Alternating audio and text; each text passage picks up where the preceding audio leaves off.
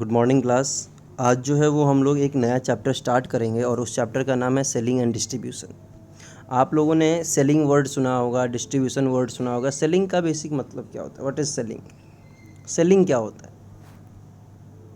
Selling is basically एक process. Selling is basically a process के बारे में हम बात करते हैं। कैसा प्रोसेस है? ऐसा तो नहीं है कि आप सामान जाएंगे और बेच के आ जाएंगे, नहीं। सेलिंग एक प्रॉपर प्रोसेस होता है जिसमें आप गुड्स और सर्विसेज को बेचते हैं। Goods and services. गुड्स का मतलब क्या हो गया? ये वो आइटम है जिनमें हम रेगुलरली डील कर रहे हैं। फॉर एग्जांपल, एक फर्नीचर बेचने वाले ऑर्गेनाइजेशन के लिए या फर्म के लिए जो फर्नीचर है, टेबल, चेयर, ये सभी जो चीज़ें हैं वो उनके लिए गुड्स हैं। लेकिन वही चीज़ अगर हम खरीद के लाते हैं अपने घर के लिए तो वो हमारे लिए एसेट हो जाता है। ग्रॉसरी स्टोर जो राशन की दुकान होती है उसके लिए राशन जो है वो क्या है? गुड्स है, सामान है, बेचने के लिए लेके आए। तो गुड्स का मतलब क्या हो गया? Any item which is purchased for the purpose of selling in order to earn profit. तो हम उसे क्या बोलते हैं? गुड्स बोलते हैं। गुड्स विजिबल होता है जिसको हम देख सकते हैं, छू सकते हैं। अब आप मुझे ये बताइए कि मोबाइल फ़ोन आपके लिए क्या है? एसेट्स है या फिर गुड्स है? क्या है आप बताइए। तो मोबाइल फ़ोन आप लोगों के लिए क्या है? एसेट्स है, क्योंकि हम उसे प्रॉफिट अर्न करने के पॉइंट ऑफ व्यू से बिल्कुल भी नहीं खरीद रहे हैं। समझ में आ रही है मेरी बात आपको? तो दिस इज़ व्हाट हम इस चीज़ के बारे में बात कर रहे हैं। Selling is the process of sale of goods and services. एक ये प्रोसेस है। क्या एक प्रोसेस है? प्रोसेस कैसे है? जब भी आप कुछ सामान को बेचते हैं तो सबसे पहले लोग आपके पास इंक्वायरी करने के लिए आते हैं, पूछते हैं क्या आपके पास ये सामान है? आप बोलते हो हाँ है। फिर वो आपसे प्राइस पूछेंगे, कोटेशन लेंगे कि मुझे इतने क्वांटिटी ऑफ ये आइटम चाहिए, आप क्या रेट पे दोगे? ठीक है। फिर आपने उनको रेट बता दिया, फिर वो आप उनको सैंपल दिखाएंगे, वो सैंपल भी देख लेंगे। आफ्टर दैट वो परचेज़ करेंगे। आफ्टर दैट वो आपसे परचेज़ करेंगे और आप उनको सेल करेंगे। ठीक है। Selling is related with the sale of items in which the firm is dealing. जिस चीज़ में फर्म डील कर रहा है उसी चीज़ को वो बेच सकता है। हम सेलिंग के बारे में नॉर्मल यही बात करेंगे। ठीक है। सेलिंग का बेसिक मतलब यही होगा। इसका मतलब क्या हो गया? सेलिंग क्या हो सकता है? सेलिंग में फिनिश्ड गुड्स और stock in trade. Finished goods क्या होता है? अगर सपोज हमने रॉ मटेरियल कहीं से परचेज़ किया, कुछ हमारे पास रॉ मटेरियल है, रॉ मटेरियल को हम फिनिश्ड गुड्स में कन्वर्ट करेंगे। रॉ मटेरियल का मतलब क्या हो गया? कच्चा माल। कच्चे माल को हम क्या करेंगे? फाइनल गुड्स में कन्वर्ट करेंगे और फिर हम उसको मार्केट में बेच देंगे। लेकिन अगर हमारे पास सपोज हम स्टेशनरी शॉप चलाते हैं तो अब हम पहले बुक्स बनाएंगे तो नहीं, तो हम बुक्स बनाया खरीद के लाते हैं और हम उसे बेच देते हैं। तो हम ऐसे चीज़ों को क्या बोलते हैं? Stock in trade. जो हम बनाया खरीद के लाते हैं सिर्फ बेचने पर्पस के पॉइंट ऑफ व्यू से, तो हम उसे क्या बोलेंगे? स्टॉक इन ट्रेड बोलेंगे। पॉइंट क्लियर है? समझ में आ रही है आप लोगों को बातें? वीडियो को पॉज करके जो चीज़ें दी हुई हैं उसको देखना जरूर है। नेक्स्ट पे चलते हैं। सेल्स क्या होता है? Sales are the activities related to selling और the number of goods sold in a given targeted time period.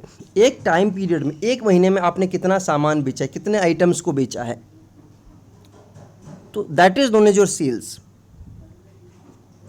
The delivery of a service for a cost is also considered as sale. Sale में जरूरी नहीं है कि goods ही cell किया जाए, services भी cell किया जाता है।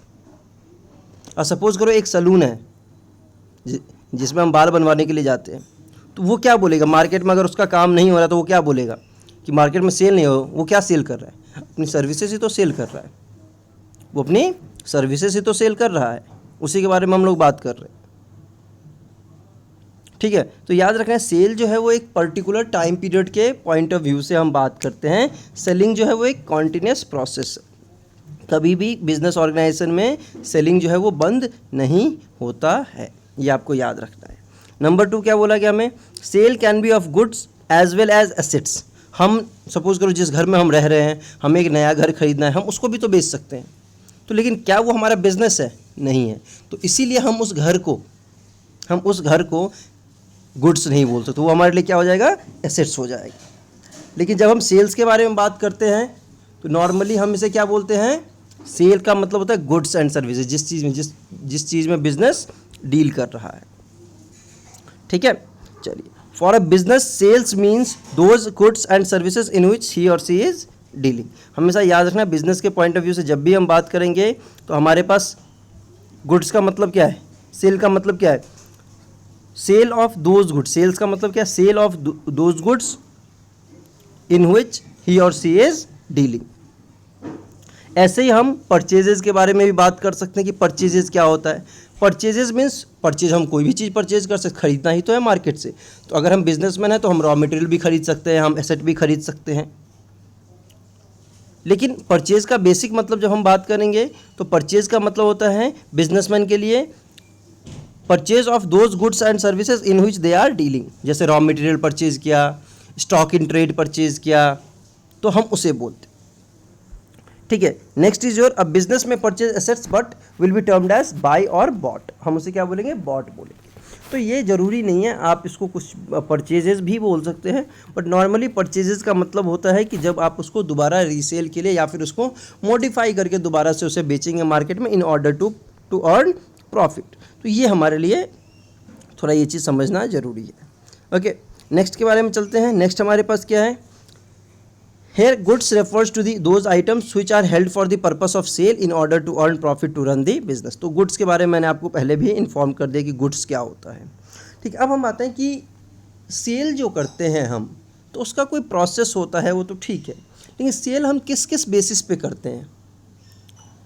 तो सबसे पहले होता है sales can be made on cash basis, credit sales, hire and purchase system and instalment system. ये बहुत ही इंपॉर्टेंट है समझना।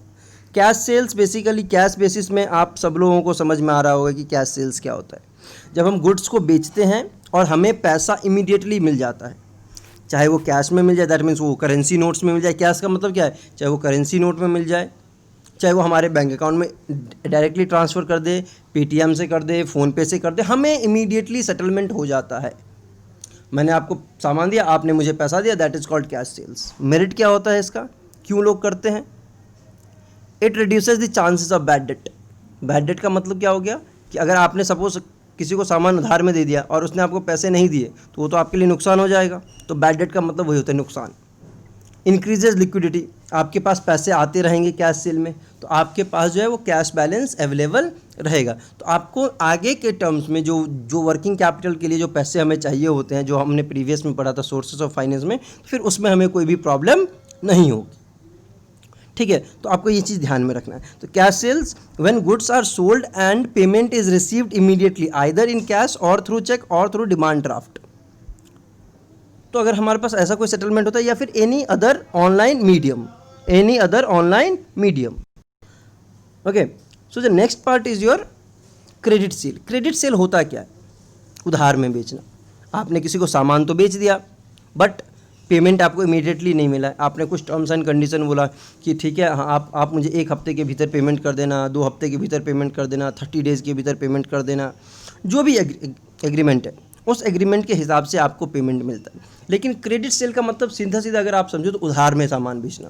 तो बहुत सारी प्रॉब्लम होती है। अगर उस पर्सन के पास उस टाइम में पेमेंट नहीं आया जो आपने बोला है, तो क्या आपको पेमेंट मिलेगा, नहीं मिलेगा। दैट मीन्स कि यहाँ पे जो चांसेस ऑफ बैड डेट है वो इंक्रीज़ हो जाता है। आपके पास टाइम पे पैसा नहीं आएगा तो आप अपने काम को कैसे पूरा करोगे। तो ये सभी क्रेडिट सेल्स में प्रॉब्लम होता है। बट क्रेडिट सेल का एक फ़ायदा भी है कि क्रेडिट सेल जब हम उधार में सामान बेचते हैं तो लोग अपने कैपेसिटी से ज़्यादा भी सामान खरीद सकते हैं और उसमें आपको फ़ायदा होता है। आप लोग कभी कभी दुकान पे जाते हो तो बोलते हो ठीक है कोई बात नहीं, बाद में पैसे दे देना, ये भी लेके जाओ। उसका सामान चला गया, रिस्क भी बढ़ गया, बट प्रॉफिट भी इंक्रीज हो जाता है। ठीक है, नेक्स्ट क्लास में हम लोग जब बात करेंगे तो हम instalment system and hire purchase system के बारे में बात करेंगे। बाय दैट टाइम आप इसको अच्छे से रीड आउट कीजिए और समझिए।